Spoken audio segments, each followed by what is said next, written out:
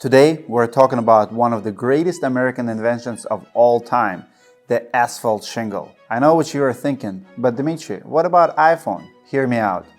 What other invention is so good that it has dominated the market for 50 years without really changing? Think about it. In that time, we've gone from rotary to smartphone, 12 miles per gallon to the Model X, 240 pixels to 4K.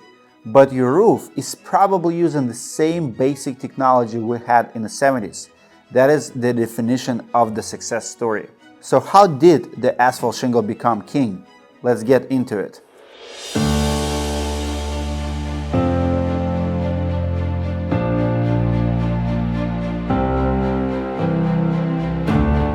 To understand why asphalt shingles took off, we have to talk about what people used before. Early American homes were covered with whatever they could get their hands on. Back in colonial times, your roof was probably made of wooden shingles or shakes. Sometimes these were coated with oil or dust to protect against the elements. People also used simple thatch room at this time. These materials did the job, kind of. They kept the rain out, but they also had a major downside. They were a fire hazard waiting to happen. Clay tiles did not have that problem. These were first used by Native Americans, Spanish, and Dutch settlers. They became more popular in places like New York and Boston in the 1670s after fire codes were established. But outside the cities, people kept using wood because it was much lighter and cheaper. Fast forward to 1800s and slate entered the scene. Slate roofs existed before, but they were rare because the tiles had to be imported. In 1785, the first American slate quarry was opened, and an influx of Welsh immigrants who knew how to work the stone helped introduce these tiles to the market. Slate shingles were nice looking, durable, and fireproof, but they were even heavier and more expensive than clay. For that reason, they were only used on commercial projects or by very wealthy homeowners. By 1900s, you had wood, clay, slate, and even metal being used on American roofs. The market was split. You had to choose something cheap or something durable. You could not get both. But that was about to change.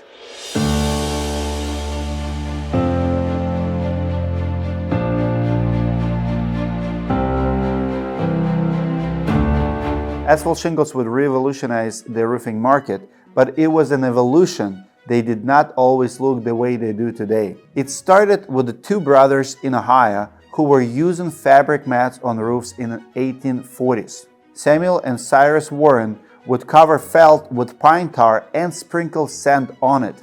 This was effective at keeping moisture out, and other roofers started using their method. Eventually, the Warren brothers switched to coal tar and then petroleum. By the 1860s, they replaced the sand with the slate granules for added durability. These roofing sheets were lightweight, water and fire resistant. They were also cheaper than the slate and clay. But it wasn't the Warren brothers who made the final improvement. In 1903, a roofer named Henry Reynolds started cutting the sheets into squares, and the asphalt shingle was born. The roofing industry was about to change forever, but first, let me introduce you to the sponsor of this video, PRE-ASPHALT Direct. PRE-ASPHALT Direct was started to help roofers source high-quality and cost-effective materials for less. They're specialized in synthetic underlayments and are certified across the US. You can even customize it with your logo for branding boost or put any branding material on it. You can put jokes, you can put picture of Trump or your choice meme if you like. The team of PRE-ASPHALT has worked hard to make ordering easy. Just go to PRE-ASPHALTdirect.com to place an order and have it delivered to your door. You will never be the same and will be customer for life. Not to mention thousands of dollars you will save on every order.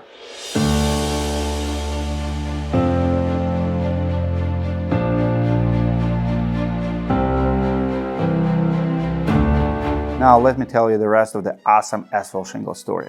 Asphalt shingles were born in 1903, and it did not take long for them to blow up the market. At first, roofers were cutting them by hand into 8 by 16 inches pieces. Then, manufacturers caught on.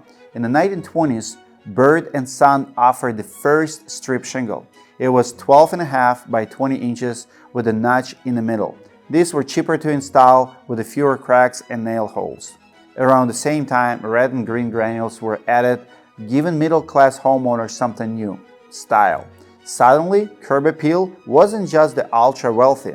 More colors would become available as ceramic granules replaced slate. For a while, shingles were cut into all kinds of shapes and sizes. That started to change in the 1930s when manufacturers put out a 12 by 36-inch shingle. It became the standard 3-tab size that is still used today.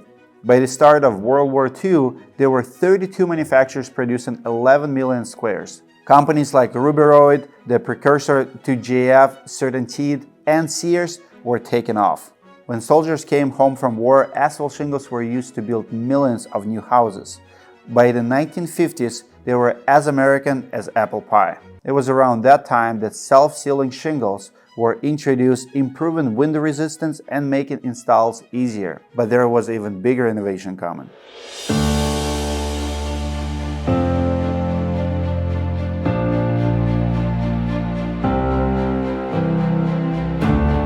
While shingle manufacturers were experimenting with size and color, another evolution was taking place. In 1932, a scientist named David Kleist started working for Owings, Illinois Glass Company. One day, Kleist was trying to seal architectural blocks by melting glass. In the process, he accidentally sprayed molten glass, creating tiny fibers.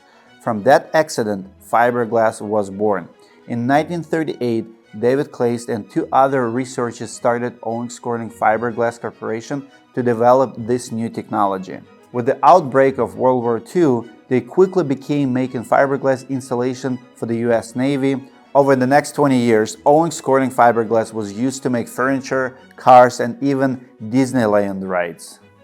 In the 1960s, they released the first fiberglass shingle mat. Up until that point, shingle mat was made of thick cotton fabric or something paper. Fiberglass was lighter, cheaper, and even more fire resistant. But it wasn't perfect. The first fiberglass shingles were brittle, especially in cold weather. They could break during installation or from hail impacts. In spite of the flaws, Owings Corning and other manufacturers continued to make improvements through the 1970s.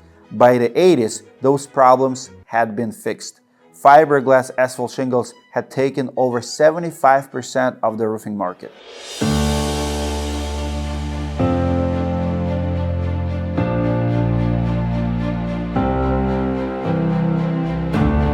In 2024, asphalt shingles cover about 80% of all homes in the US. In the last 50 years, we've seen improvements in their durability and new features like copper granules for algae resistance. There are also a lot more colors offered today. Some of them are even reflective to improve energy efficiency. That being said, the basic technology is the same today as it was in the 70s. A basic fiberglass mat coated with asphalt and cut into multi-tab strips. It's a pretty incredible success story when you think about it.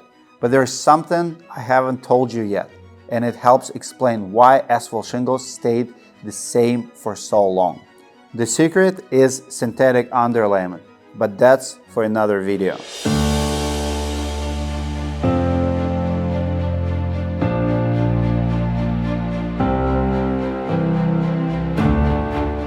But today we're gonna wrap it up for asphalt shingle story.